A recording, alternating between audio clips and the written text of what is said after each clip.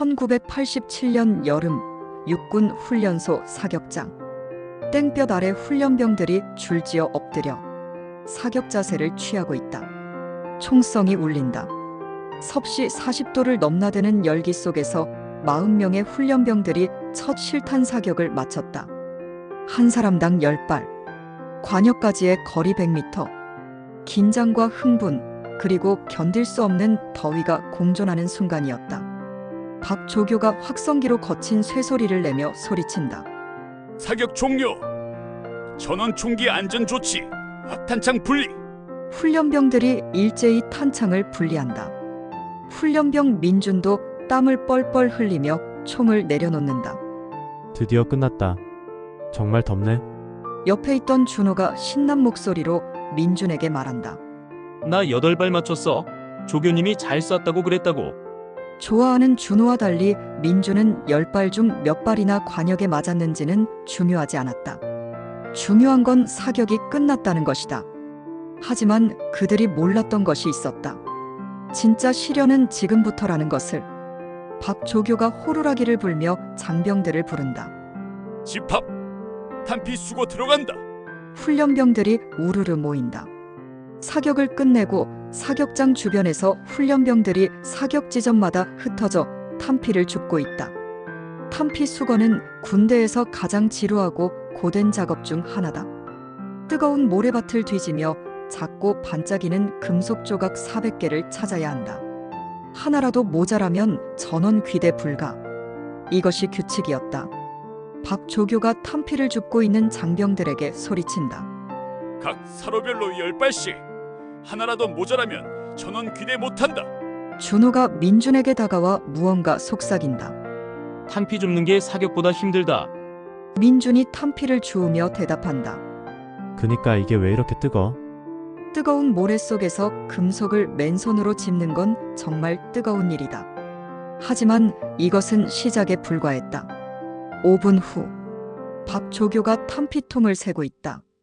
396, 397, 398, 399. 표정이 굳어진다. 훈련병들은 무언가 잘못됐다는 것을 직감적으로 알아챘다. 김 부소대장이 다가온다. 탄피가 399개입니다. 하나가 모자랍니다. 탄피는 40명이 각 10발씩 총 400발이어야 했다. 하지만 결과는 399발. 단 하나. 그 하나의 탄피 때문에 40명의 지옥이 시작되는 순간이었다. 사격장 집합장소 앞 훈련병들이 집합해 있다. 모두가 불안한 표정이다. 탄피가 하나 모자란다. 찾을 때까지 아무도 못 간다. 옆에 있던 훈련병 상철이 박조교에게 물어본다. 조교님 다시 한번 세어보세요. 잘못 세었을 수도 있잖아요. 이미 3번을 셌다. 분명히 하나가 없어. 훈련병들 사이에서 한숨이 터져 나온다. 하루 중 가장 더운 오후 2시, 태양은 하늘 정점에 떠 있었다. 최소 4시간의 수색이 예상되는 상황에 준호는 하늘을 올려다보며 일과가 끝날 시간만 계산하고 있고 덩치 큰 대식은 오직 저녁 걱정뿐이었다. 전원 자기가 쏜 자리로 풀 한 포기, 모래 한 톨까지 뒤져서 탄피를 찾는다. 훈련병들이 다시 흩어진다. 그렇게 40명 훈련병들의 긴 탐색이 시작되었다. 하나의 작은 금속 조각을 찾기 위한 집단적 고행으로 군대가 가르치는 첫 번째 교훈은 바로 인내인 것이었다. 준호가 모래밭에 귀를 대고 누워있다가 갑자기 모래를 두드린다. 훈련병 준호는 낙천적이고 엉뚱한 성격의 소유자로 그가 기상천외한 방법을 고안해냈다. 금속 소리로 탄피를 찾겠다는 것이다. 귀를 모래밭에 대고 두드려가며 소리의 차이를 구분하려는 시도인데 과학적 근거는 없었다. 하지만 절박함은 모든 방법을 합리적으로 만든다. 준호가 점점 더 깊이 모래를 파기 시작한다. 더 깊이, 더 깊이. 이것은 마치 베트남 전쟁의 땅굴을 파는 듯했다. 열정만큼은 누구에게도 지지 않았다. 옆에서 탄피를 찾던 박조교가 준호를 부른다. 이준호 훈련병, 지금 뭐하고 있는 거야? 네, 조교님, 지금 탄피를 찾고 있습니다. 탄피가 거기 있겠냐? 쓸데없는 짓 하지 말고 빨리 탄피나 찾아. 준호가 어깨를 축 늘어뜨린다. 박조교가 지나가자 다시 구멍을 들여다본다. 박조교의 호통에도 준호는 쉽게 포기하지 않았다. 혹시 모른다는 희망. 그것이 이 무더운 오후 그들을 움직이게 하는 유일한 동력이었다. 사격장의 다른 지점. 훈련병 대식이 자석을 손에 들고 모래 위를 천천히 움직인다. 훈련병 대식은 순수하고 덩치 큰 청년으로 그나마 준호보다는 좀 더 과학적이었다. PX 바구니에서 떼어온 자석 한 개. 금속은 자석에 끌린다. 논리는 완벽했다. 계획은 치밀했다. 옆에 있던 준호도 대식의 아이디어에 감탄했다. 대식아, 너 천재다 천재. 탄피는 금속이니까 자석에 붙겠네. 준호의 감탄에 대식은 우쭐하다.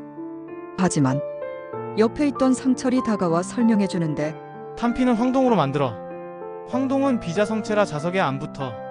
자석에 붙는 건 철, 니켈, 코발트 같은 강자 성체뿐이야. 황동은 구리랑 아연 합금이라서 자석에 반응을 안 해. 대식의 표정이 굳었다. 나름 완벽했던 계획이었지만 기초 물리학 앞에서 무너졌다. 하지만 대식이 자석을 다시 모래에 갖다 대니 작은 철 조각들이 붙는다. 훈련병 대식은 탄피는 아니었지만 철 부스러기들을 모으며 계속했다. 그래도 뭐라도 찾는 기분은 나잖아. 순수함이 때로는 가장 강한 무기가 된다는 것을 보여주는 순간이었다.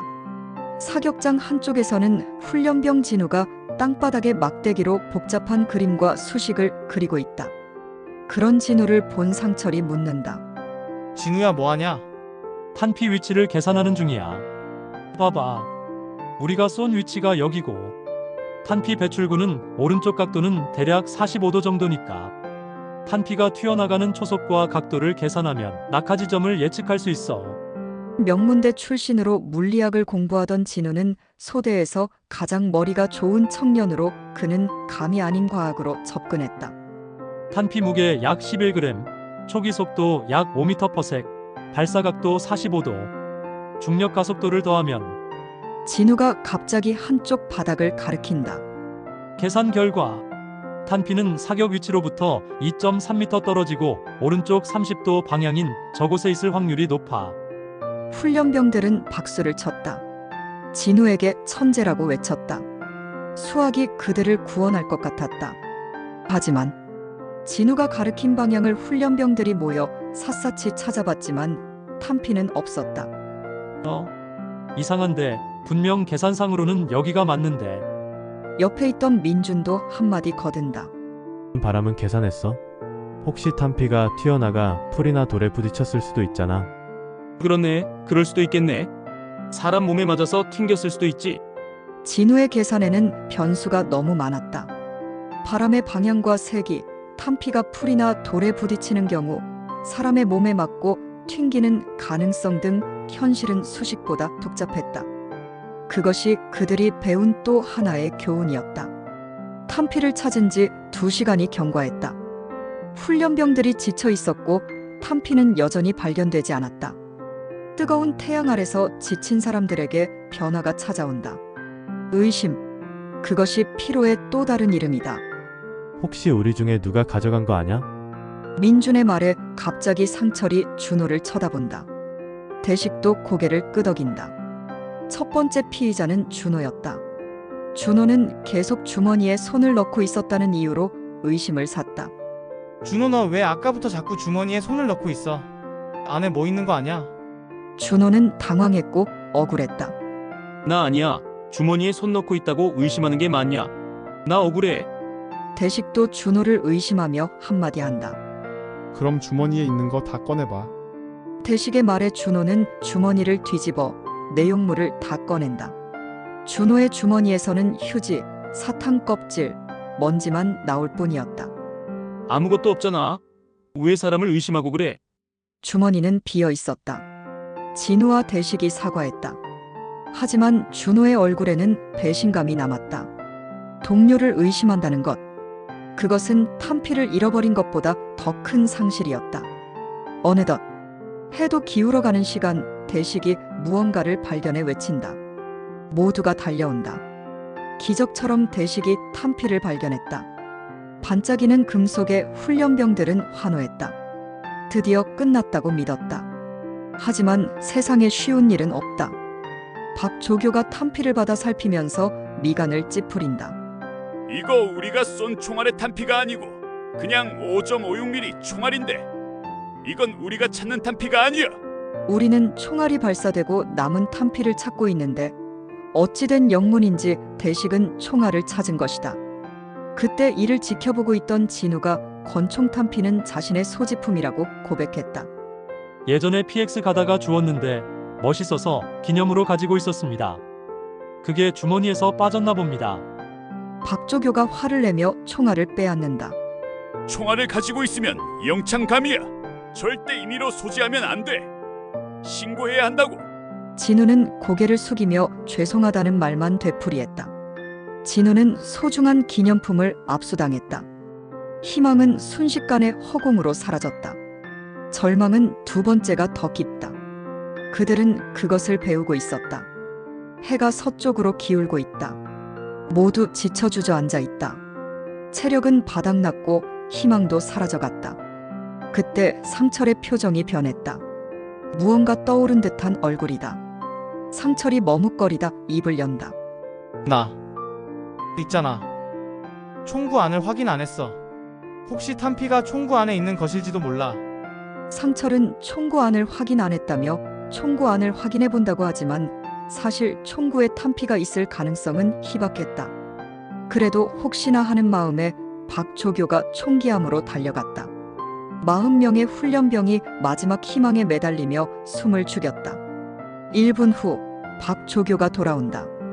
고개를 젓는다. 없어. 총구 안은 깨끗해. 총구 안에 탄피는 없었다. 상철은 안도했지만 다른 이들은 절망했다. 준호가 화를 냈지만 사실 모두가 누구도 탓할 수 없다는 것을 알고 있었다. 이것은 개인의 잘못이 아니었다. 해가 거의 진다. 훈련병들이 절망적인 표정으로 앉아있다. 해는 거의 졌고 일과 시간도 지났지만 훈련병들은 그 자리에 있었고 더 이상은 찾을 힘이 남아있지 않았다. 박조교가 난감한 표정으로 걷다가 발이 무언가에 걸린다. 바로 그 순간이었다. 박조교의 전투화 밑창에 뭔가가 끼어 있었다. 그가 전투화를 들어 올렸다. 그리고 모든 것이 밝혀지는 순간이 왔다. 박조교의 전투화 밑창에 탄피가 박혀 있었던 것이다. 탄피입니다. 우리가 찾던 탄피가 제 전투화 밑창에 끼어 있었네요. 5시간 동안 40명이 찾아 헤맨 그 탄피가 거기 있었다. 박조교가 사격장을 오가며 밟아서 끼어버린 것이다. 아이러니의 극치였다. 옆에서 이런 상황을 지켜보고 있던 대식과 민준이 한마디씩 한다. 조교님 진짜 거기 있었어요? 저희 5시간 넘게 그 탄피를 찾아 헤맸는데 처음부터 전투와 밑창에 있었던 거네요. 박조교는 난처해하며 미안한 마음을 전한다. 미안하다. 내가 사격장을 왔다 갔다 하면서 밟았나 봐. 사격장에서는 정적이 흘렀다. 그리고 웃음이 터져나왔다. 어처구니가 없어서, 허무해서, 하지만 동시에 안도해서도 있다. 드디어 끝났다는 사실에 웃음은 때로 분노보다 강한 감정이다. 훈련병들이 생활관으로 돌아가고 있다. 모두 피곤하지만 웃고 있다. 5시간의 고행, 인간 금속 탐지기, 자석작전, 물리학 계산, 모든 시도는 실패했다. 하지만 그 과정이 그들을 하나로 만들었다. 훈련병들은 제각각 한마디씩 한다.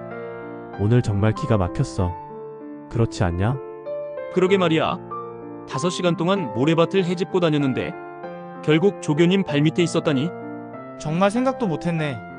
그리고 우리 오늘 서로 의심하기도 했잖아. 준호야 미안해. 상철이 준호에게 미안하다고 말한다. 준호가 어깨동무를 한다. 준호는 웃으며 대답했다. 다 지나간 일이야. 마음에 두지 말고 그냥 잊자. 우린 전우잖아. 그 와중에 진우가 짜증을 내며 말한다. 난 탄피 압수당했다고. 내 기념품이 날라갔다고. 진우는 기념품을 잃은 것을 아쉬워했고 대식은 여전히 배가 고팠다. 그것이 그들이었다. 박조교가 뒤에서 다가온다. 오늘 모두들 수고 많았다. 그리고 탄피 때문에 고생시켜서 미안하다. 훈련병들이 일제히 괜찮다고 대답한다. 어서 저녁 먹고 오늘은 일찍 자라. 내일은 행군이다. 훈련병들이 신음한다. 그리고 웃음이 터진다. 군대는 예측 불가능한 곳이다. 탄피 하나를 찾는데 5시간이 걸릴 줄 누가 알았겠는가? 하지만 바로 그 예측 불가능함이 그들을 성장시켰다. 그날 그들은 배웠다. 인내를 배웠고 협력을 배웠고 용서를 배웠다. 준호, 대식, 진우, 상철, 민준. 그들은 서로를 의심하기도 했지만 결국 웃으며 끝을 맺었다. 그것이 바로 전우회의 시작이었다.